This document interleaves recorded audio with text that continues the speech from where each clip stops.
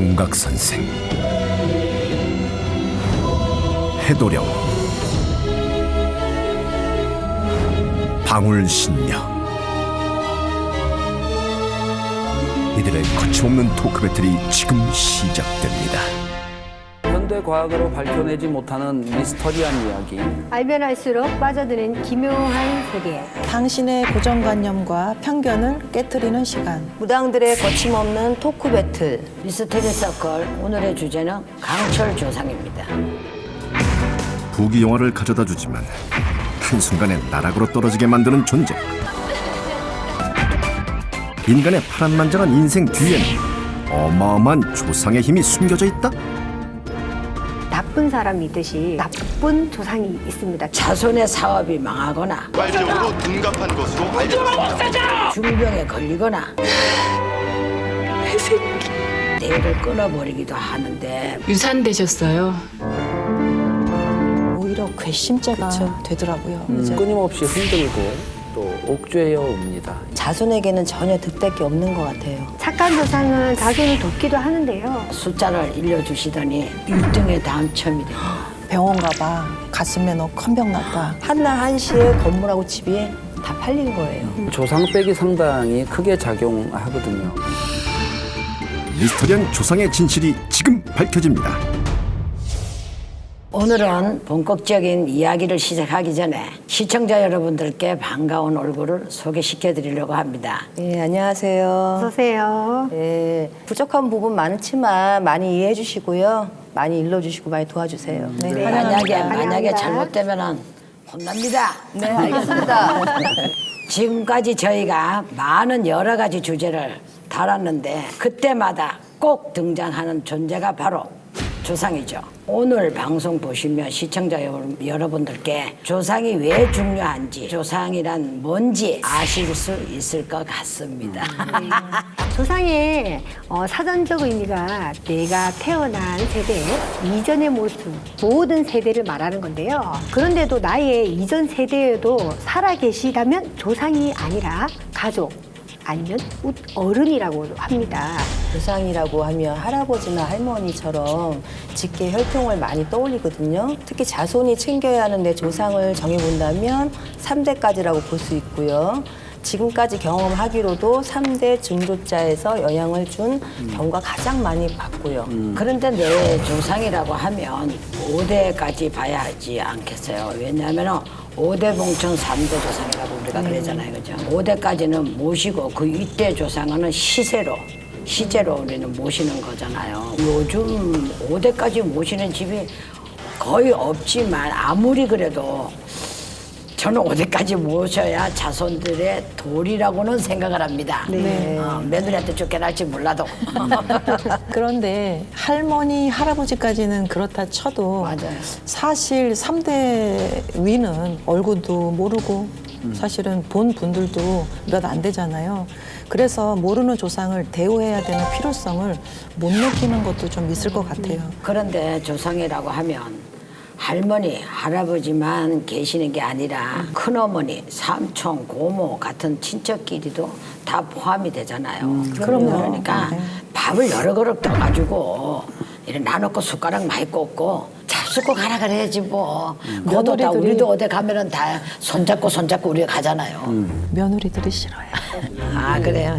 그리고 여러분이 미처 생각하지 못한 분들이 사실 내 조상이 되기도 하는데 바로 재혼을 한 경우입니다. 이때 남녀에 따라서 조상의 영역이 달라지는데 남자는 결혼을 10번 해서 10명의 부인에게 다 자손을 보게 되면 그 10명의 부인이 낳은 자손의 조상이 돼요. 근데 여자는 시집을 가서 그 집에 자손을 낳으면 그 이후에 결혼을 10번을 했던 100번을 했던 첫 시댁의 조상이 됩니다. 맞아요. 그래서 어머니가 재혼을 해서 새 아버지가 들어왔다면 어머니의 원래 자식들에게는 주가 되는 조상이 아니라 객식부가 되는 거죠. 맞습니다. 네. 또한 반대로 결혼한 딸이 자손을 놓지 않고 이혼을 해서 다시 친정으로 돌아오는 경우가 있어요. 그럼 조상님들이 다시 딸로 받아주셔서 도와주기도 하시더라고요. 예, 가끔 상담을 하다 보면 손님은 한 명인데 마치 한 30명 와 있는 것처럼 정신없을 때가 좀 있어요. 그런 경우는 부모나 그 윗대의 재혼으로 형제까지 있어서 한마디로 복잡한 집안인 건데 모두 조상이라고 감지가 다 되더라고요. 그런데 이런 분들까지 다 조상이라고 해서 혹시 내가 다 모셔야 하는 건 아니냐라고 이제 고민하시는 분들이 많으실 텐데요. 자손들은 먼 조상보다는 가까운 조상부터 챙겨야 한다고 봅니다. 그리고 자식이 없는 경우에는 형제들이 그 제사를 모셔주기도 하잖아요. 예를 들어서 큰아버지가 조카에게 찾아오는 경우라면은 직계 자손이 아니기 때문에 꼭 대우를 해드리지 않아도 괜찮은 경우가 있습니다. 빙의된 경우를 제외하고 해코지 하지도 않고요. 다만 조상 입장에서는 자손에게 미끼를 던지는 것 뿐인데 이때 자손이 덥석 물고 대우를 해주면 조상도 고맙고 감동을 받아서 그 자손을 도와주는 거죠. 그리고 저희가 자손에게 영향을 주고받는 조상은 최대 5대까지는 우리가 가능하다고 말씀드렸는데 오늘 이야기할 조상은 가장 많이 모시는 3대 이하 조상들의 이야기를 해보려고 합니다. 사람도 착한 사람, 나쁜 사람이 있듯이 조상도 착한 조상, 나쁜 조상이 있습니다. 착한 조상은 자손을 돕기도 하는데요. 사실 무당이 아니고서야 조상이 도와주는지 무엇을 하시는지 캐치하기가 사실은 굉장히 어렵습니다. 대신 유일하게 티가 나는 방법은 꿈이죠. 네, 선몽이라고 하죠. 저는 조상의 꿈에 나와서 통 크게 자손을 도와준 걸 본 적이 있습니다. 꿈에 할머니가 나왔는데 쌀 알을 계속 세면서 숫자를 일러주시더니 평생 잊으면 안 된다고 신신당부를 하시더래요. 그런데 꿈에서 깨고 나니까 보니까 숫자가 너무 선명해서 주택복권을 샀다는 거예요. 근데 1등에 당첨이 된 거예요. 그러니까 조상이 마음 먹고 도와줄 때는 이렇게 후하게 도와줄 수도 있다라는 거를 아셨으면 좋겠습니다. 예, 제가 아는 분도 사업 자금 때문에 본인이 살던 집과 건물을 팔려고 내놓았는데요. 프랜차이즈 업체들이 들어올 만큼 입지가 좋은 곳이었거든요. 그런데 갑자기 매매가 잘 안 됐던 거예요. 그래서 저한테 매매꽃을 의뢰한 상황이었는데 이분이 평소에 돌아가신 친정엄마를 굉장히 지긋정성으로 대우하셨어요. 그래서인지 몰라도 돌아가신 친정엄마가 꿈에 나와서 내가 해결해 줄게 하면서 판결 내리듯이 의사봉을 탕탕탕 내리치대요. 그러고 나서 갑자기 한날 한시에 건물하고 집이 다 팔린 거예요. 이런 걸 보면 조상 파워도 절대 무시할 수 없을 것 같아요. 맞습니다. 저는 홀로 남은 아들을 돕기 위해서 엄마 조상이 아주 특이하게 찾아온 케이스가 있었습니다. 전 부인과 사별한 남성분과 재혼한 여성분이 있었는데 어느 날부터인가 자식들 꿈에 전 부인이 자꾸 나타나는 거예요, 꿈으로. 알고 보니까 전 부인에게 장애가 있는 아들이 하나가 있었어요. 이 여자분한테 아들을 잘 부탁한다고, 우리 아들 잘 부탁한다 이러면서 실려갖고 하는 말이 작은 데가 병원 가봐. 가슴에 너 큰 병 났다.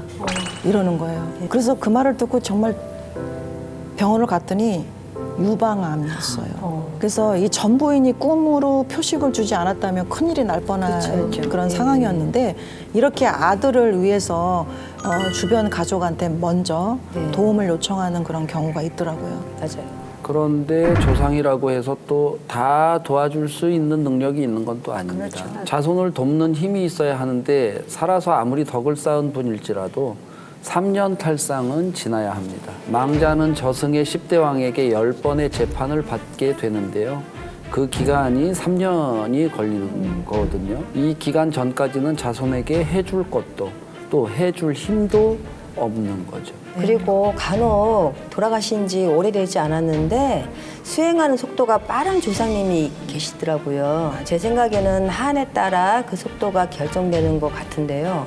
돌아가셨을 때 한이 많으면 자기의 한을 푸는데 시간이 더 쏟게 되니까 당연히 더뎌지는 거고 반대로 한이 없다면 빨리 수행을 하게 되는 거죠. 그리고 생전에 나랏밥을 먹었거나 나라를 위해서 큰 공을 세운 분들이라면 죽었어도 그만큼의 대우를 받는다 생각을 합니다. 특히 무교에서는 그런 분들을 호국영령이라고 또 신봉하기도 하는데요. 그래서 저는 생전에 명예를 가졌던 분들이라면 다른 조상에 비해서 계급도 좀 높고 파워도 있다 이렇게 생각을 합니다. 맞습니다. 근데 살아서도 벼슬아치가 죽어서도 벼슬아치 아니지 않나?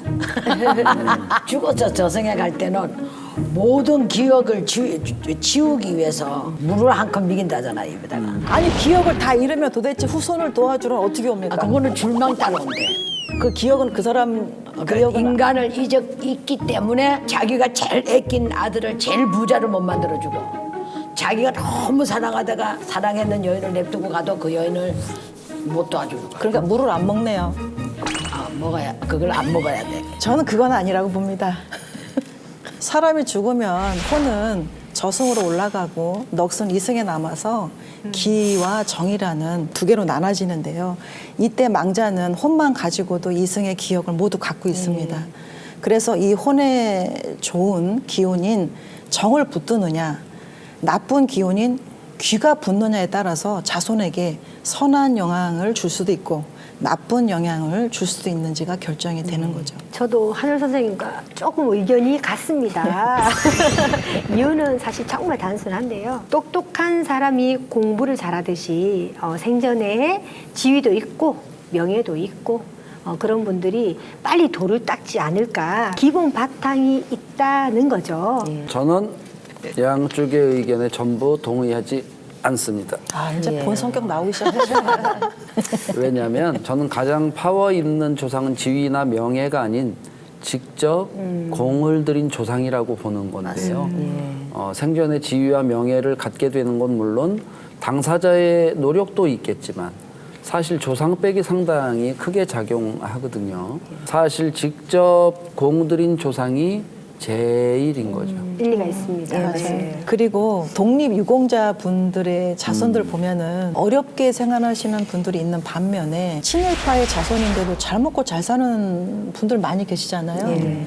여기서 시청자분들이 오해해서는 안 되는 게 아무리 훌륭한 조상의 자손이다 하더라도 조상을 잘 섬기고 죄를 안 짓고 살아야 덕을 받는 거고 반대로 조상이 나라를 판 매국노였다 하더라도 자손이 죄를 안 짓고 열심히 살다 보면 그 복은 자손이 받게 되어 있다 이렇게 해석이 됩니다. 그런데 시각의 차이가 있다고 하지만 이제 누군가에게는 악행을 저지른 사람이라건 분명하잖아요. 그래서 저는 조상이 지은 죄업은 바로 밑에 자손이 아니더라도 후대의 자손에게 영향을 미친다고 생각합니다. 그런데 아쉽게도 조상님들이 모든 자손을 돌보지 않는다는 거죠. 조상이 유독 예뻐하거나 그런 자손에게는 특징이 있는데 생전에 많이 애착을 가졌거나 좋아했던 그런 이제 관계라면 자손도 조상을 더 알아주고 위해주고 이제 그러는 것 같아요. 그래서 조상도 그 자손이 기특해서 더 많이 도와주게 되죠. 저도 그렇게 생각합니다. 조상이 찾아와서 자손을 도와준다는 거는 빙이랑은 또 다른 얘기잖아요. 네. 그래서 저는 자손의 사주와 관계없이 조상은 자손을 도울 수 있다 이렇게 생각합니다. 아니, 그래서 그런지 몰라도요. 저희 부모님이랑 할머니, 네. 할아버지가 저희 언니를 그렇게 예뻐하시나 봐요. 네. 저희 집안에 어려울 때 언니가 정말 고생해서 집안을 다시 이렇게 세웠거든요. 그래서 제가 이제 집안의 막둥이고 무당이라 조상신까지 신명으로 모시면서 대우해드리는데도 항상 저희 언니만 도와주시는 것 같더라고요. 그럴 수 있죠. 그리고 태어날 때부터 조상의 도움을 받을 수밖에 없는 자손이 장남이 아닐까 싶습니다. 그래서 조상은 좋아하는 부분이 자손이 대부분이 장남 자손. 그래서 남자 자손, 장남 자손이 최고다라는 게 아직까지 이어진 것 같아요. 원래 이 장남은 집안에 단지를 모셔서 사당을 모셨잖아요, 옛날에는. 맞아요. 그래서 장남 사당직이 이랬는데 집안의 큰 살림을 도맡아 하는 장남이 잘 돼야 맞아요. 조상이 제사도 모실 수 있으니까 조상의 입장에서는 당연히 장남한테 올인을 하겠죠. 그리고 저는 아들이긴 하지만 사실 뭐 집안에 어르신들한테 큰 도움을 받지 못하는 저희가 이제 아들 중에 삼남이에요. 그런데 정작 제가 조상님을 다 모시고 있잖아요. 지금 모시고 그렇죠. 때마다 철마다 이제 대우를 하고 있는데 저희 집도 사실 그 조상 덕은 큰 형님이 다 보고 계세요. 그런데 이제 인정할 수밖에 없는 이유가 있어요. 장남이라서 손해보고 감수해야 하는 것들이 있잖아요. 그 저희 형제들만 하더라도 그 집안의 대소사는 전부 이제 큰 형님의 몫인데 지금까지 그걸 당연하게 저는 생각을 해왔던 거죠. 그리고 형이 잘 돼야 저도 나중에 좀 힘들 때 형님 덕 좀 보지 않을까. 아니, 지금도 총각 선생님 더 보고 있는 거 아닌가? 그럼요. 저는 잘 보고 있어요. 네. 조상님도 총각 선생님의 진심과 정성을 다 알고 계실 것 같아요. 알아주셨으면 좋겠어요. 안다. 제 친구의 아버님이 아내가 8명을 뒀는데 8명의 엄마들 제사를 다 지내요. 그리고 사업을 해서 1년에 한 번씩 운맞이를 하는데 그때도 8명 엄마들을 다 모셔서 대우를 해요. 친엄마는 한 명이잖아요. 이기는 하지만은 어쨌든 아버지 아내니까 정말 온갖 조상들이 다 도와줘서 사업이 번창하고 잘 살고 있어요. 진짜 아무런 걱정이 없어. 아무런 걱정이. 대단하시다. 장남이라고 해서 무조건 조상님 프리패스는 아닙니다. 조상이 찾아오면 앉으실 수 있게 자리라도 마련해 드려야 조상도 장남을 도와주고 싶은 마음이 생기는데 만약 조상을 모른 척하고 대우하지 않으면 조상이 흔들리게 되면서 장남이라도 안 좋은 영향을 받을 수가 있습니다. 그렇죠, 맞아요. 그래도 대부분 부모 조상은 다른 형제들이 모신다 해도 조부모와 증조자 그리고 그 윗대는 대부분 큰 집에 종손이 지내거나 시제로 하잖아요. 이런 경우 장남이 몫을 다 하고 있다면 다른 형제들이 조상을 안 모신다 해도 특별히 탈이 나지는 않을 것 같은데. 맞습니다. 그런데 조상이 매번 도와준다고만 생각하면 오산입니다. 조상은 자손을 혼내러 오기도 하는데 조상의 자손을 혼내러 오는 이유는 여러 가지인데 그 중에 대표적인 게 산소탈, 장남을 치러내러 옵니다. 그죠? 산소탈이요. 산소탈이 일어나면 자손의 사업이 망하거나 중병에 걸리거나 심하면 대를 끊어버리기도 하는데 물론 장남 조상의 혜택이 최고 많이 받지 않을까 싶어요.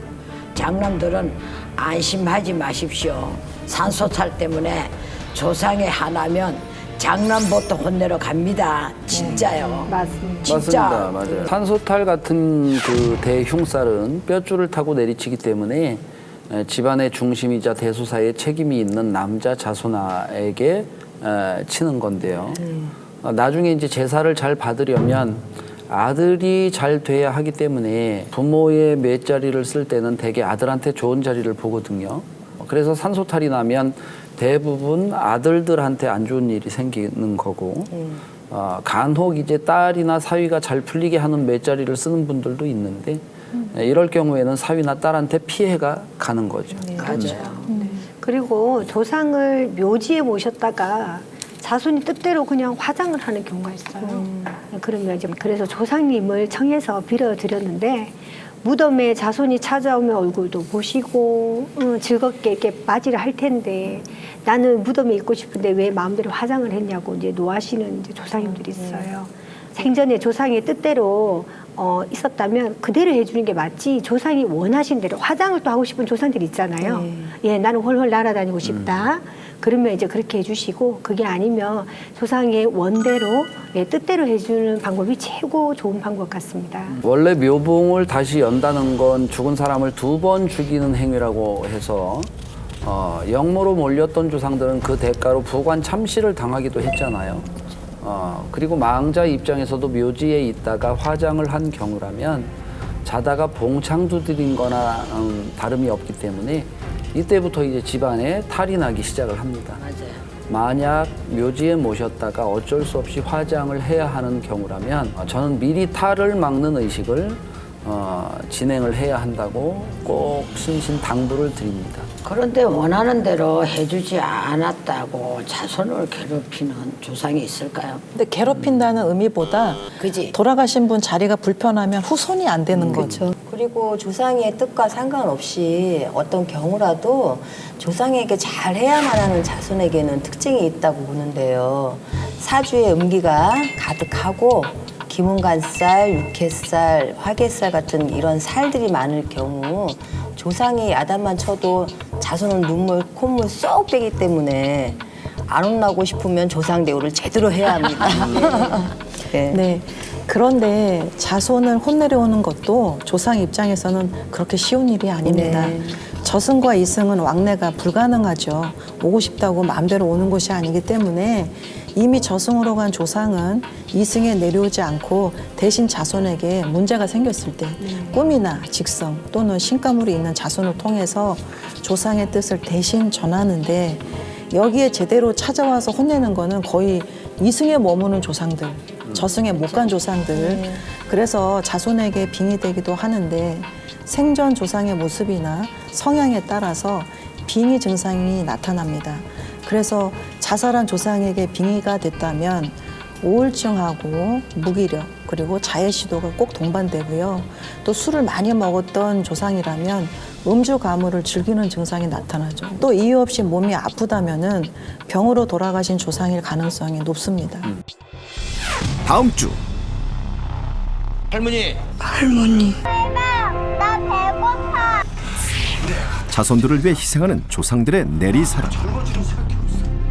하지만 조상도 조상 나름이다. 친가와 외가 조상의 살벌한 기싸움. 친할머니가 좋아, 외할머니가 좋아? 친가보다 외가가 먼저. 친가가 뼈줄 본향이기 때문에 저는 친가를 아예 몰라요. 외가 조상을 대우하지 않아도 된다고 봐요. 아닙니다. 외가 조상도 대우를 해야 됩니다. 자손이 외할머니 손에 이제 크셨으면 외할머니의 영향을 또 많이 받게 그쵸. 되는 거죠. 신은 내 신이니까 친가가 이겨서 외가에서 질 수 없다. 외갓집은 태국을 갖고 왔기 때문에 불리는 역할을 많이 합니다. 아직 저는 납득이 안 가요. 니는 친할머니가 최고 아이가 싹 돌아놓으시죠. 자존심을 건 조상들의 숨막히는 전쟁이 다음 주 공개됩니다. 미스터리 서클에서는 폐가 흉가 또는 빙이나 잘못된 신내림 등 영적 고통으로 솔루션이 필요한 분들의 제보를 기다립니다.